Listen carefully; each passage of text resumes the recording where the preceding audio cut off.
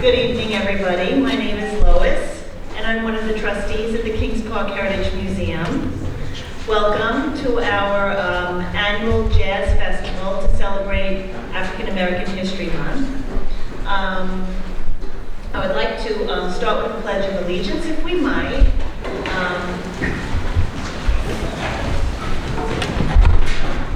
Pledge of Allegiance to the flag of the United States of America and to the republic for which it stands, one nation, under God, indivisible, with liberty and justice for all.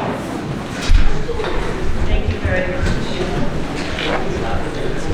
We would like to start off by thanking our superintendent, Dr. Egan, and the members of the Board of Education, museum volunteers and trustees, and the RJO custodial staff. Without them, this magical evening of Heritage Nights would not be possible. I would also like to thank all of the musicians and performers tonight. Please note that there are emergency exits on each side of this theater, and the bathrooms are located off to the side of the hallway and either side on the entrance doors. Also, please make sure you silence your cell phones. I would just like to run through quickly our heritage events. Please be mindful that we do one beautiful event every year. In September we have Irish Night, October we have Italian Night, November we celebrate Asian Night, January American Jazz Night, February African American Night with our Jazz Festival, March 22nd is our Latin Night, and we are here, that's our next feature coming up, and we are having the Moonflower Band, which is the Spirit of Santana. So please make sure you put that on your calendars if you would like to see some great music on Latin Night.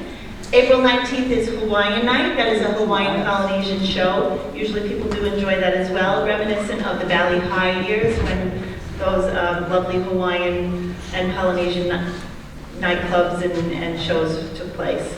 And May 17th is Greek Night, and that's also a wonderful, fun evening of fun festivities, and they usually do bring some Greek food, so come down and check it out. We're very proud of our Heritage Nights, and they're free for all.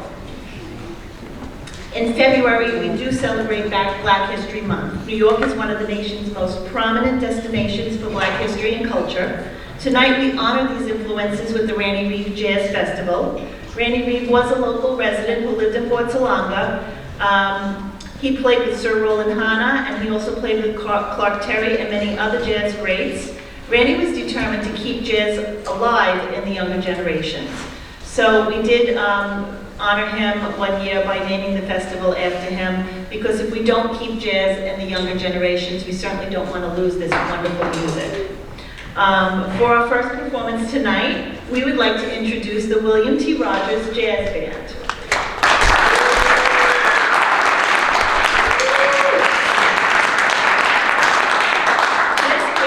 Extracurricular group made up of middle school students. These students attend extra rehearsals in addition to their band and orchestra and chorus responsibilities in order to pursue their love of jazz. They perform concerts both in school and for the Kings Park community at large. Mr. Zatorsky, they're under the direction of Mr. Zatorsky, and I will let you take it away if you would like to introduce your songs. Good evening, everybody.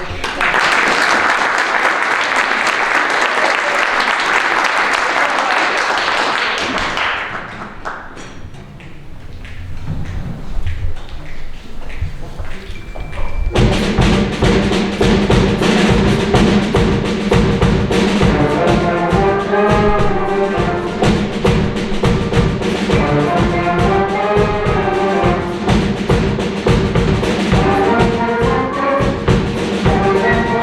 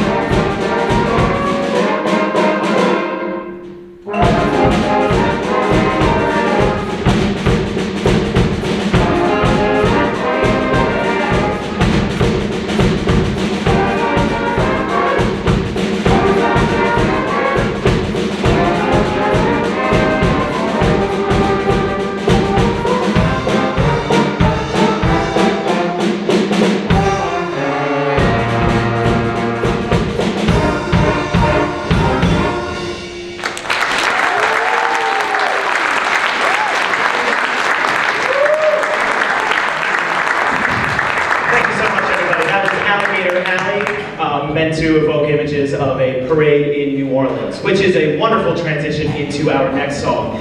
Several years ago, I had the pleasure of going to New Orleans and hearing all the wonderful jazz that there is to offer there. So you hear all the tunes that you would expect, about 85 different renditions of the Saints Go Marching In over a few days, but plenty of wonderful other tunes. And one that I had never heard before, but immediately really liked.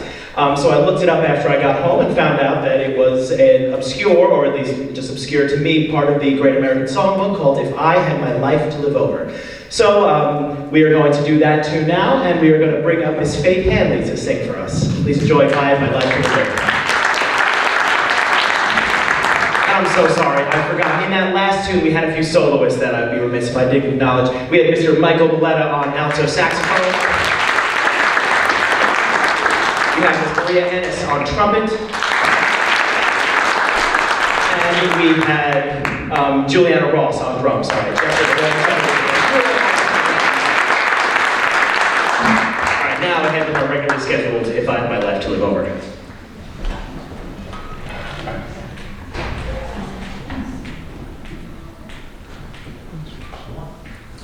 1, 2, 3.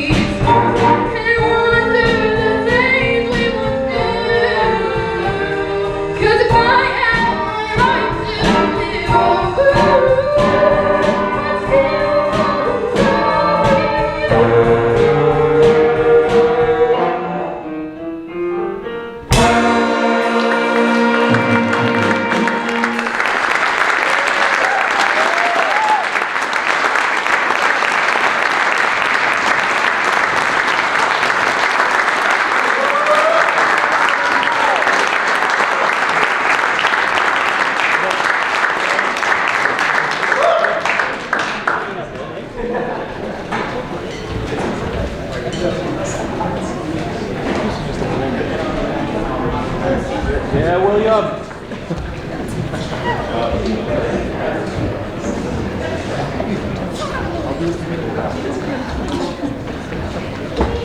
Aren't they great?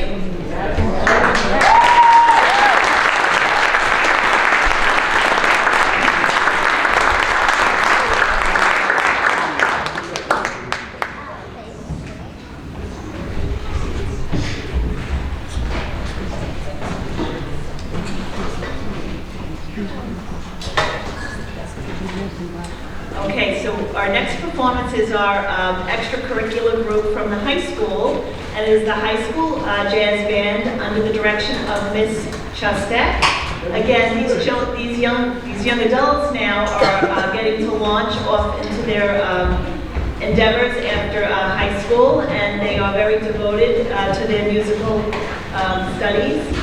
And we're just thrilled that both bands volunteered their time tonight to help our Heritage Nights happen, and we couldn't be happier to have them in our audience.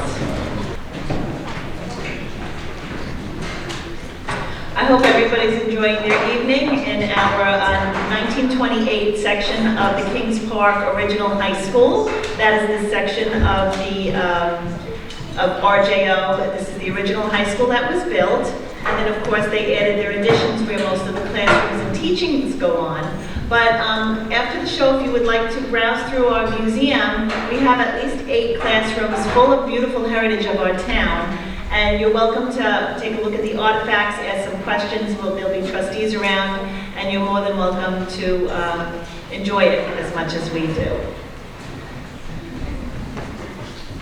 Okay, so I will...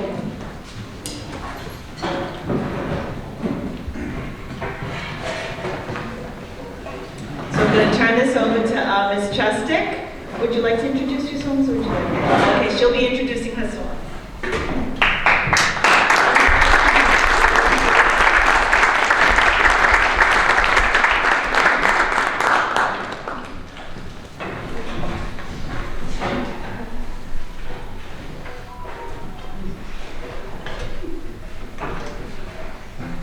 Okay, so we're going to begin tonight by playing a song known as Matt the Knife, traditional swing song from Three Penny Opera.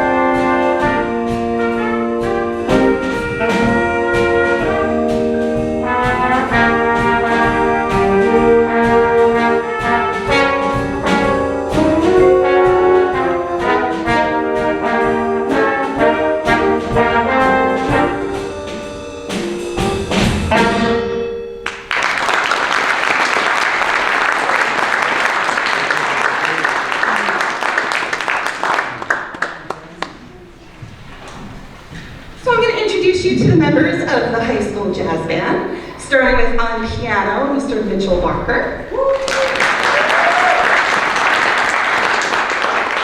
Sebastian Bethel.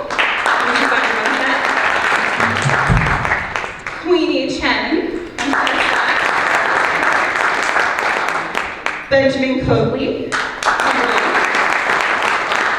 Logan Angle, alto saxophone. Zachary Gilbert, percussion. Xander Jordan, trumpet.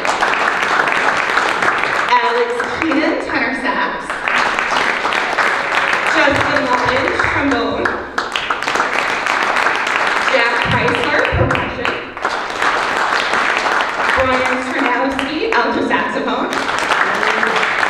And Maggie Wong on trumpet. The next piece we're going to be playing for you is called The Chicken.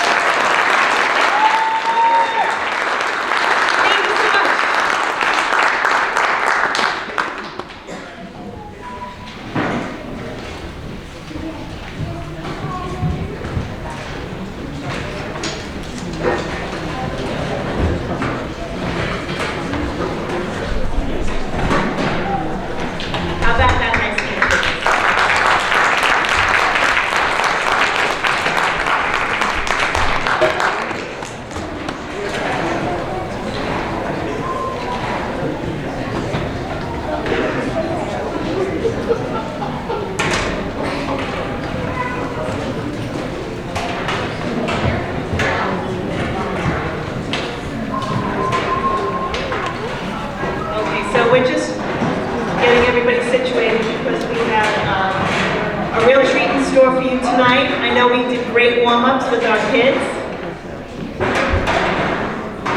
We appreciate that.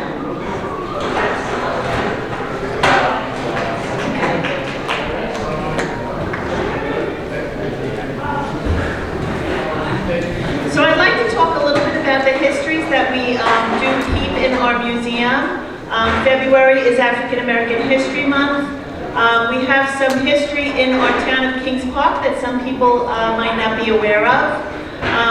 Kings Park, back in the late 1800s, did house the Howard Colored Orphanage, and that was a beautiful facility that was right here in our town that did train children. They came out from the city, and they came out to the country, and it was a trade school, so they would learn trades to be able to go back and sustain themselves in the city. So we do have some culture here that we're very proud of. Tonight, we're going to be having because it's African American history, jazz does have those roots, and so that's why we're honored to bring in this jazz festival to celebrate that. Our museum does track all kinds of histories of Kings Park people. Obviously, we're known for the Kings Park Hospital as well. We have a lot of history on that we saved. When the state closed it down, we went in and we saved everything. And I'm sure that the audience doesn't realize that in the Battle of Fort Slongo, that was where George Washington awarded his first Purple Heart. And I don't think many residents realize that on the night of October 2nd, 1776, General Talmadge in Connecticut ordered his troops to take their whaling boats and wrap their oarlocks in rags, and they rowed across the Long Island Sound and staged a surprise attack at Fort Slongo, which the town Fort Salonga is now named after. And obviously Long Island had the Culper Spy Ring. We weren't doing very well in the Revolution as far as Long Island and New York goes. The British had their privileges to go in wherever they wanted and take over wherever they wanted. And obviously the spy ring was instrumental, but the raid on Fort Slongo was a success. They were able to burn the fort, and the man named Elijah Churchill, which you all might know by the pub down the block, but it was named after Elijah Churchill, who was a patriot in that raid and was wounded. And George Washington was so happy that that battle was won successfully that he decided to create a special award, which was a Purple Heart. And so the first Purple Heart that was awarded was in our town, and we're very proud of that, to preserve that history. And the Purple Heart was basically a little purple patch, but that was the beginning of the legacy of American military awards. Tonight we have a very big treat, and we are honored to have them back. We had them for the first time last year. We are welcoming the Perfect Pitch Project Group. This is a 7-member group, and it's led by trumpeter Tyrone Morris. The Perfect Pitch Project has performed at the Jazz in the Triangle Concert Series in Brooklyn and Westbury Arts Council, Summer Series, and jazz clubs throughout New York and New Jersey.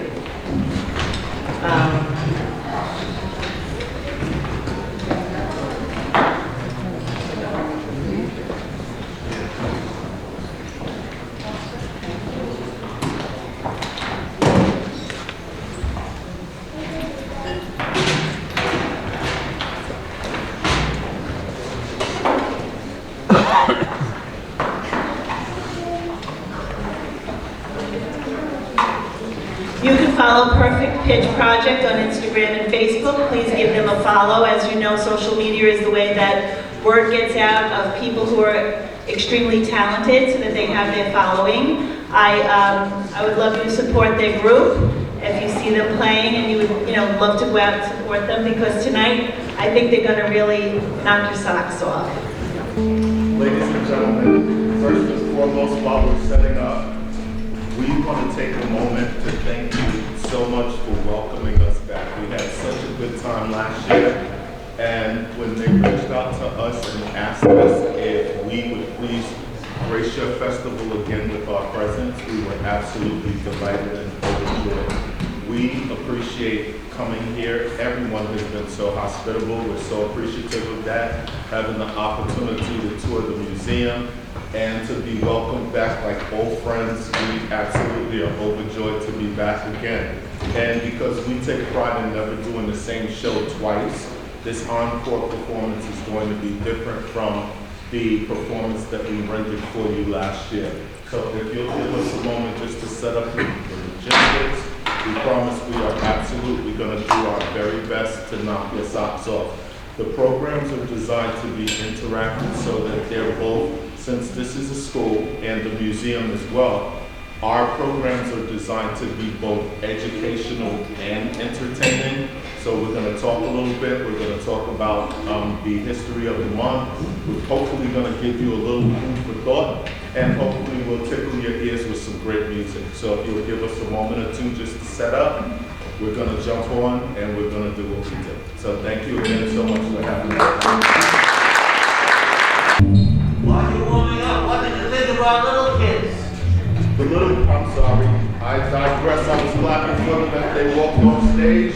They are not little kids. They are small, seasoned professionals. They absolutely did an exceptional job. I reminisce to back when I was their age, and I never thought that all of these years later, from all of the things that I took from middle school and high school, that music and Spanish would be the two that lingered, but they have. So we absolutely encourage you to pursue your goals, pursue your dreams. This is something that you can do until there's no more breath in your body. And for those of you that are like me, that have no creativity whatsoever, this is the one creative bone that I have in my body, and I enjoy sharing it with people, and I encourage all of you to do the same. It's something that not only is gratifying to yourself, but it also brings joy to others, and it's a gift that not everyone can do. So please continue to work on your craft, hone your skills, and try to develop yourself into the very best musician you can be, because it's something that benefits others as well as yourselves.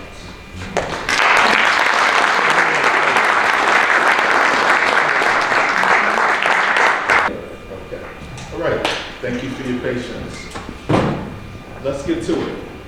As you know, February is Black History Month, and on this day in February, we will explore a pillar of Black history, the greatest American art form, jazz. Now, the uninformed think of jazz as an antiquated genre of music or something that you hear at a cocktail hour, but it is so much more than that. Jazz is charged with social and political energies that make it a central part of 20th century American history. For instance, you don't have the Roaring 20s without jazz music. But jazz isn't just an art form trapped in dusty history books. Jazz is a lasting medium of artistic personal expression that is very much present today. Now, on this day, we celebrate Black History Month by paying homage to this greatest of American art forms with an overview of its history, its relevance for each of us here today with the life lessons that jazz provides, and some of its legendary music as performed by our ensemble. But please don't misunderstand. Jazz is historical and has played a pivotal role in American history, but it is not just music history. It is present and evolving right now. It is alive and breathing and is as important today as back in the early to mid 1900s. We will illustrate this fact with our opening number of the evening, composed by trumpeter Roy Hargrove in 2017, just a year before his untimely demise at age 49. Our first number is entitled Top of My Head.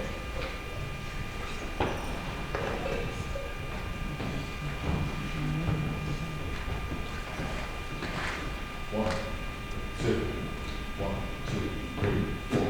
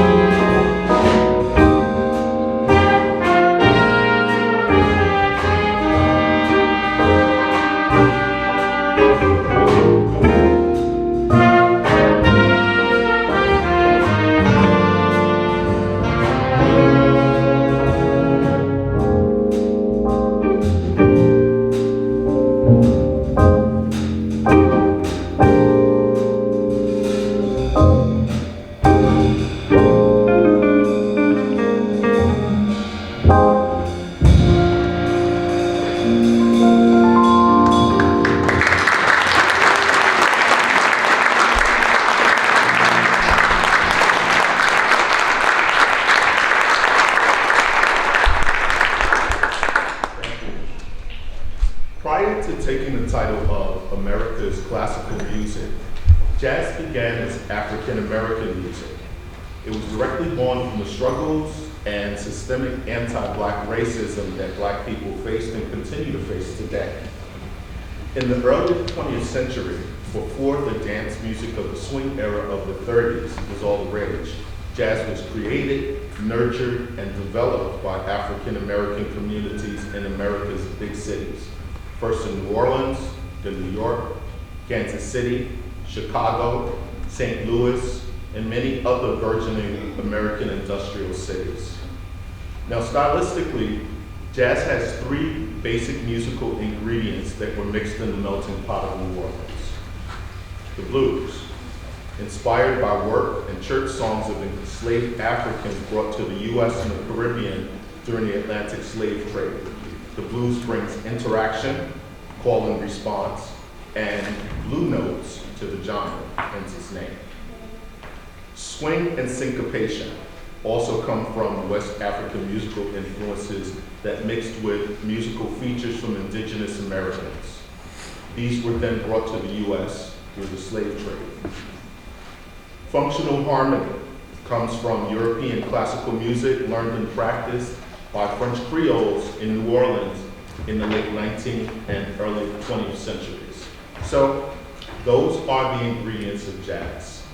Now, the rise of jazz is directly tied to massive social changes that occurred in American culture after World War I.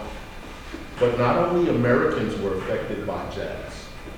Hungarian pianist Joseph Kosma composed what has become the most important non-American jazz standard, recorded over 1,400 times by mainstream and modern jazz musicians, has charted as a hit in both Europe and America, has appeared in numerous films, and its oft-studied musical structure is tied to classical compositions. Brazilian composer Antonio Carlos Jobim merged samba rhythms with jazz to create bossa nova. Our next two numbers feature these two legendary composers. First up, Joseph Cosma's classic, Autumn Leaves.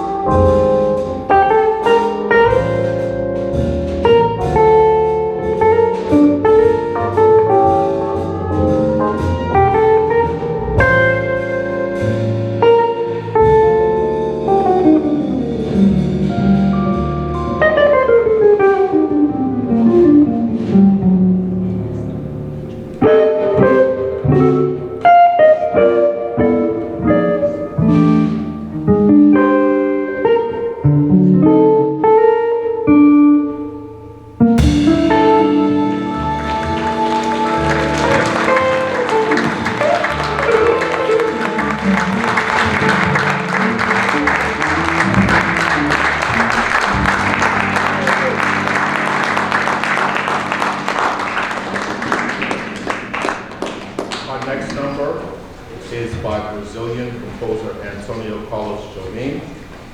This one will be led by our pianist, Mr. Marcus Persiani.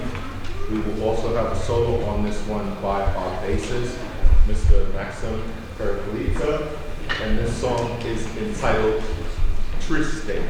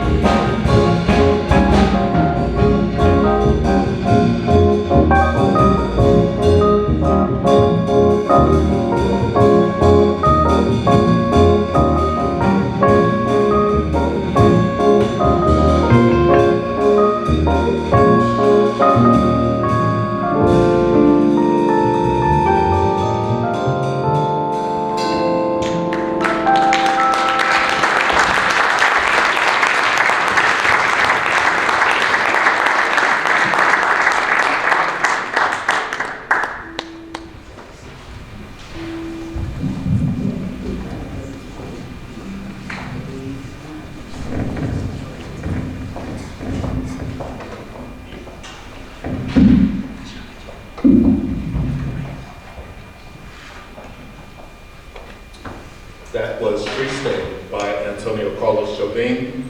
It was led by our pianist, Mr. Marcus Persiani. Followed by our bassist, Mr.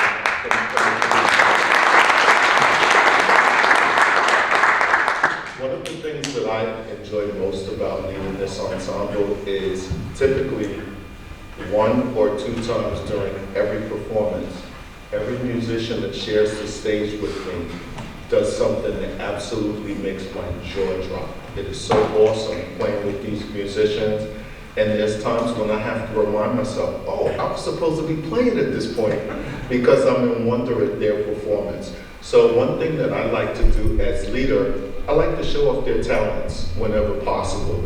And I like to do that by soliciting feedback from them on features that basically highlight their talent. So that's what we're going to do for the next couple of numbers. First up, we are going to start with our tenor saxophonist, Mr. James Elmore. He is going to lead a beautiful ballad composed by one of the nation's greatest composers and band leaders, Mr. Duke Ellington. We will also have a solo in this number by our guitarist, Mr. Steve Horton. This ballad is entitled In a Sentimental Mood.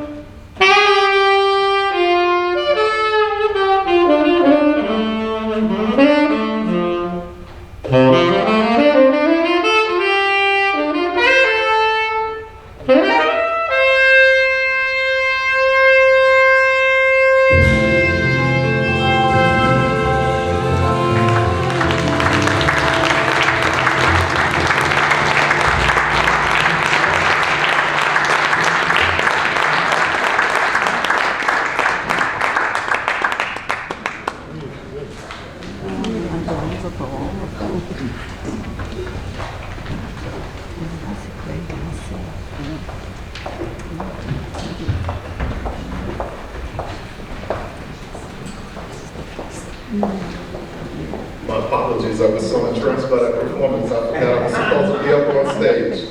That was in a sentimental mood, led by James Elmore on tenor.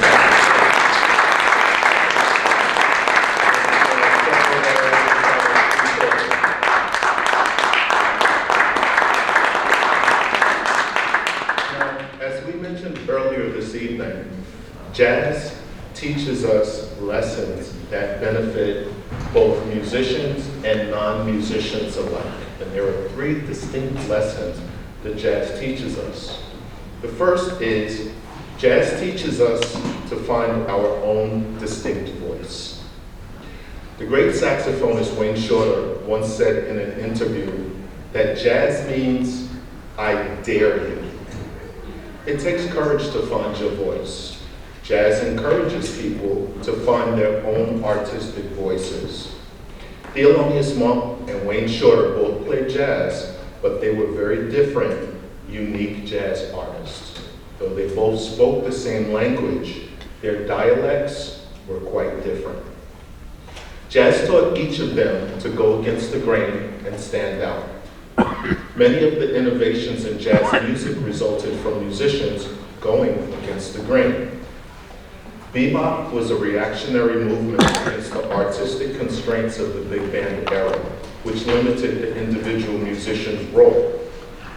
Bebop icons that we revere today, like Charlie Parker and Dizzy Gillespie, back then were labeled as rebels by the older generation of jazz musicians. The elements of bebop, like fast tempos, virtuosic solos, and complex harmonies, show that jazz demands that we go against the grain and redefine it with each successive generation of jazz musicians. This will be demonstrated by our next number, alto saxophonist Charlie Parker's magnum opus, Ornithology, as performed by Mr. Michael Carpenter.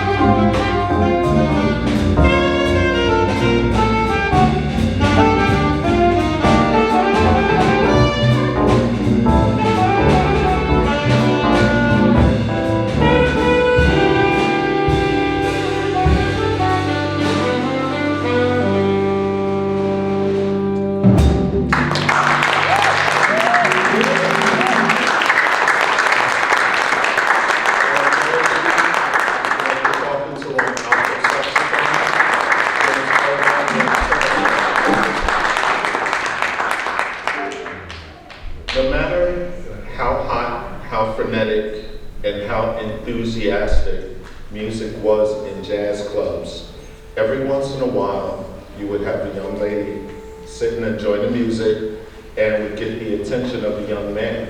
And the young man would screw up his courage and walk over to her and ask her to dance and lead her out to the dance floor.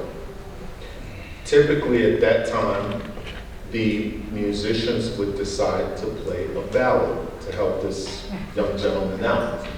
So he would take her nervously to the center of the dance floor and they would begin to dance. And it was his hope that the musicians would pick up on what it was that he was trying to accomplish, and that the person performing the lead on the ballad would be able to use his instrument to say what that nervous gentleman could not. So we're going to replicate that this evening with our next number. This will be a ballad that was written by Haven Gillespie. I'll take the lead on this one. Mike will assist me with the bridge on this song, and this ballad is entitled, You Go to My Head.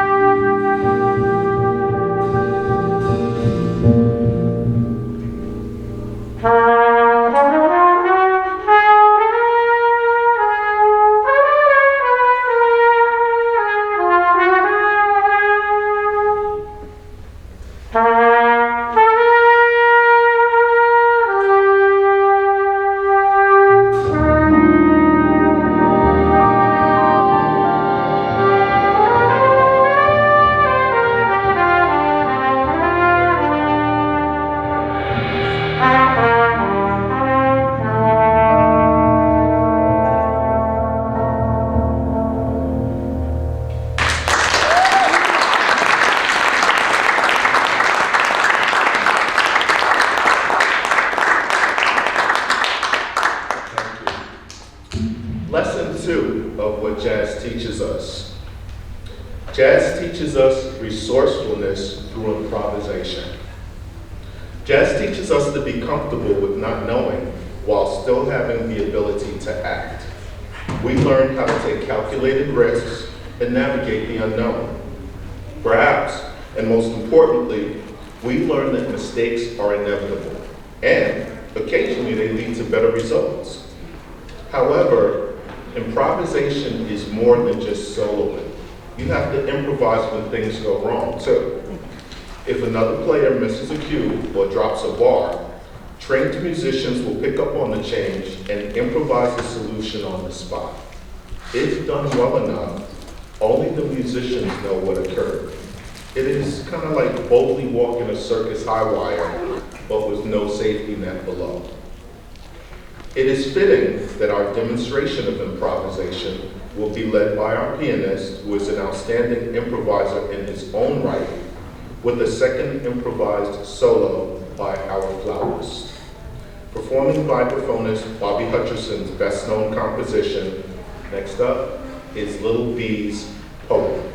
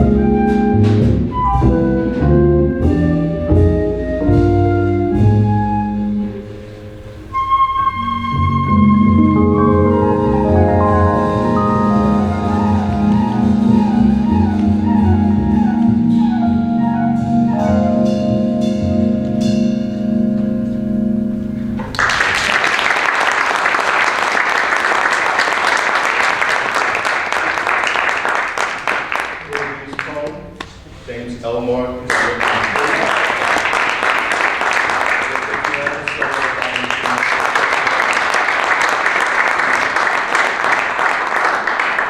are going to allow our other saxophonist to also double. He is going to double on soprano saxophone for this particular number. This was composed by Jimmy Van Heusen. And we will have a solo supporting Michael by our pianist, Marcus Persiani. This is entitled Polka Dots and Moonbeams.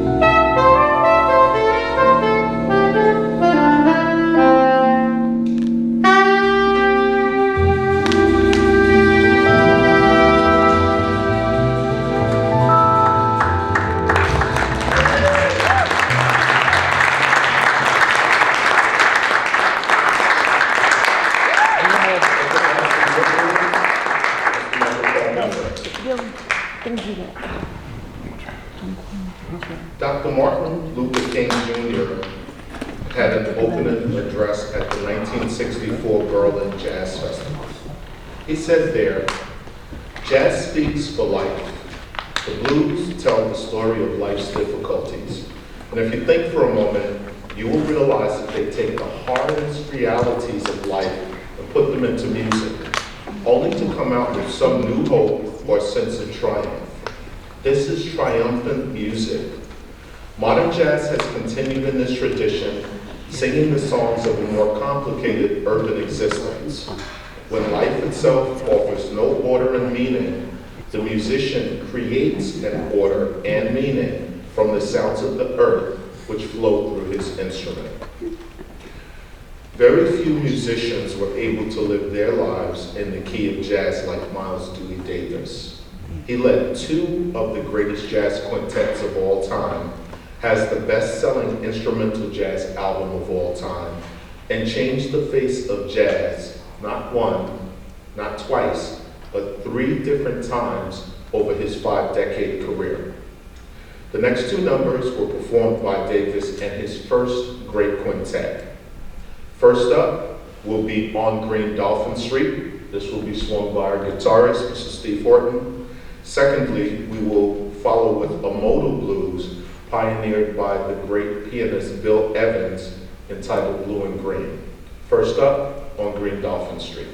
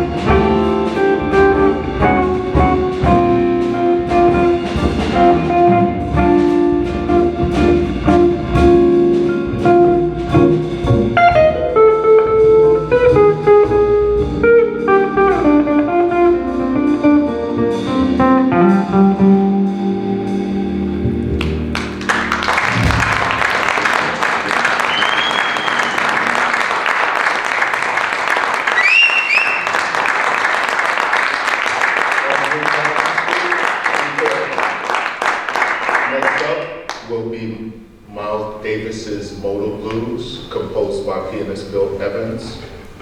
This will be led on flute by Mr. James Elmore. This is entitled Blue and Green.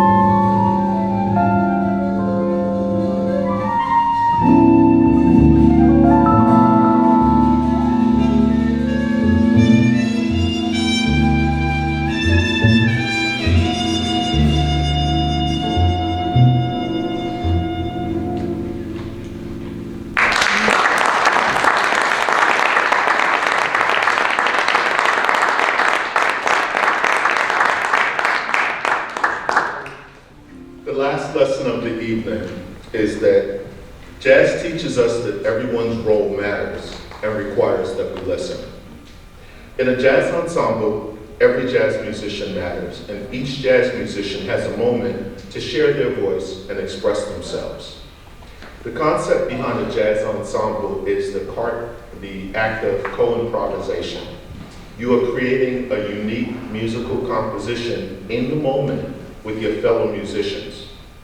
Now, you may play the same tune again another night, but that particular version is a unique collaboration between you and other jazz musicians in that one moment. To play jazz well, you must take the time and effort to listen to the people you are playing with.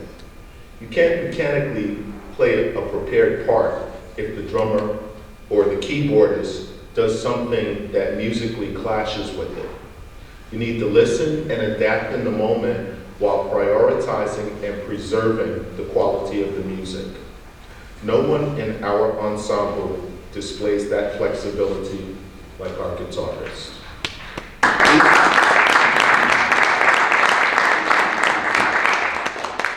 Please pay careful attention and observe the musical communication between the members of the rhythm section, led by guitarist Steve Horton on Wes Montgomery's classic, Road Song.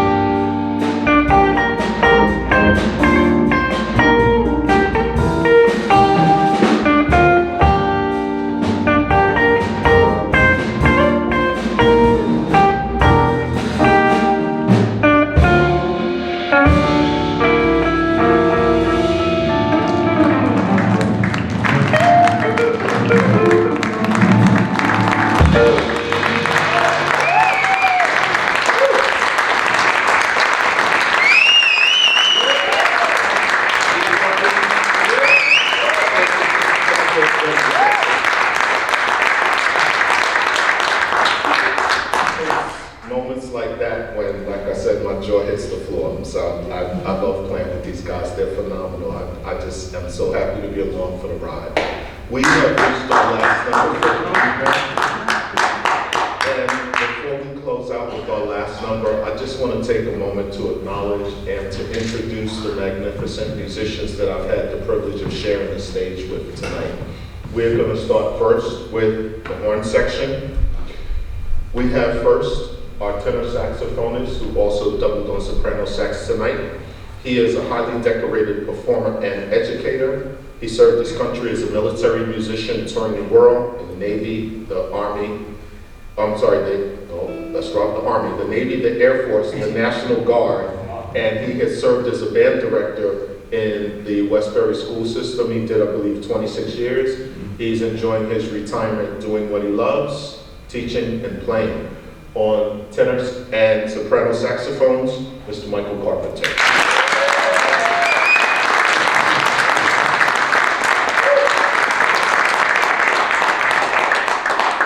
Beside me is an educator and woodwinds expert. He has studied under the tutelage of Bob Stewart, Sir Roland Hanna, Todd Williams. He has done master classes with members of the Lincoln City Orchestra. He has performed at Carnegie Hall, at Lincoln Center, and in various clubs, venues, showcases, and festivals around the United States. He has also performed in the United Kingdom and Germany. On tenor saxophone and flute, Mr. James Elmore.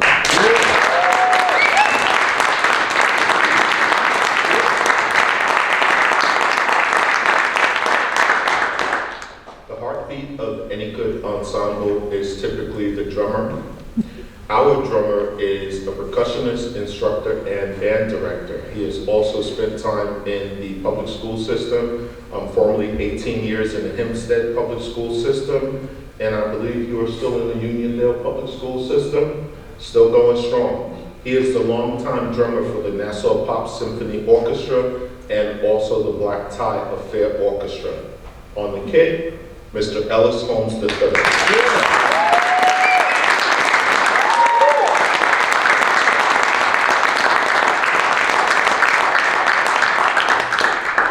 Next up is the frenetic funnel of energy that doubles as our guitarist. He is a singer, songwriter, R&B, and contemporary jazz artist that has written for, recorded, or performed with Roy Haynes, Marcus Miller, Lenny White, Kenny G, and Najee. He is the leader of Steve Horton and Friends. On the electric guitar, Mr. Steve Horton.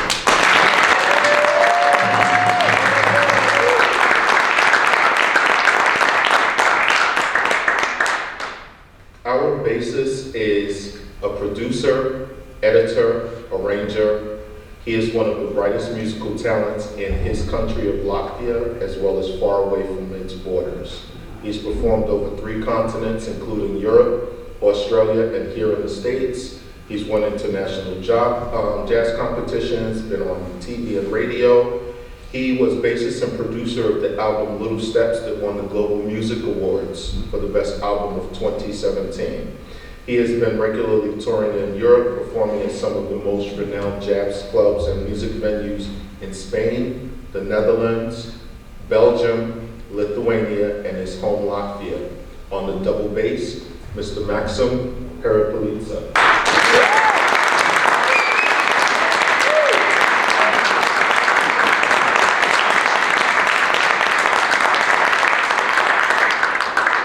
Last and definitely not least is a composer, arranger, and house pianist. He's performed with the Sugar Hill Jazz Quartet. His musicianship and improvisational talents have been lauded by an idol of mine, trumpeter Dr. Eddie Henderson. He has played with the great George Coleman, Wynton Marsalis, Cassandra Wilson, Jerry Gonzalez, The Impressions, Dizzy Gillespie, Max Roach, Cecil McBee, Tito Puente, Vanessa Rubin, Charlie Persip's Super Sound, and the Apollo Theater Showtime Band. He has toured and recorded in Europe, Japan, and the United States. His compositions and arrangements are featured on the brilliant trilogy of albums recorded by Mario Balsa's legendary Afro-Latin Jazz Orchestra, one of which was nominated for a Grammy Award. On the piano, Mr. Marcus Persiani.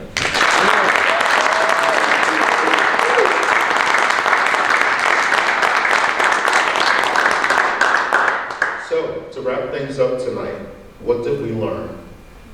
By the end of the 1920s and into the 30s, jazz became synonymous with modernity, women's liberation, and black civil rights. It had taken over American culture and could be heard in dance halls nationwide.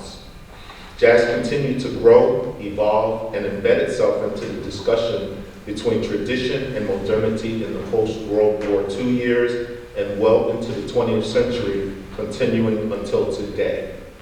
Jazz is still important because of its vital role in the cultural American story and because it provides practical skills to those who study the lessons it provides. Studying jazz and its history allows us to grow into independent free thinkers who know how to listen and aren't afraid of the unknown. It is a uniquely American cultural export that has taken root worldwide. Studying jazz helps us musicians feel comfortable with improvisation and risk-taking. It teaches us to embrace our flaws and to trust that the process of studying jazz will help us grow stronger and better. But those are lessons that can benefit us all. This brings us to our last number of our musical discussion today, a fond farewell to all of you here in attendance, courtesy of composer Antonio Carlos Jobim. Wave.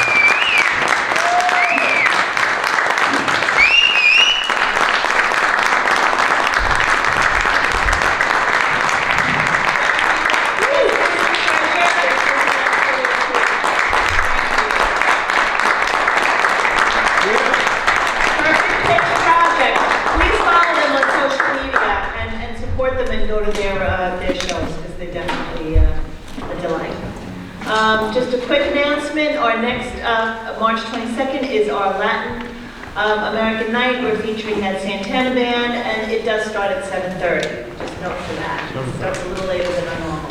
Thank you, everybody, for coming out on a chilly winter evening, too. We really appreciate it. And safe ride home.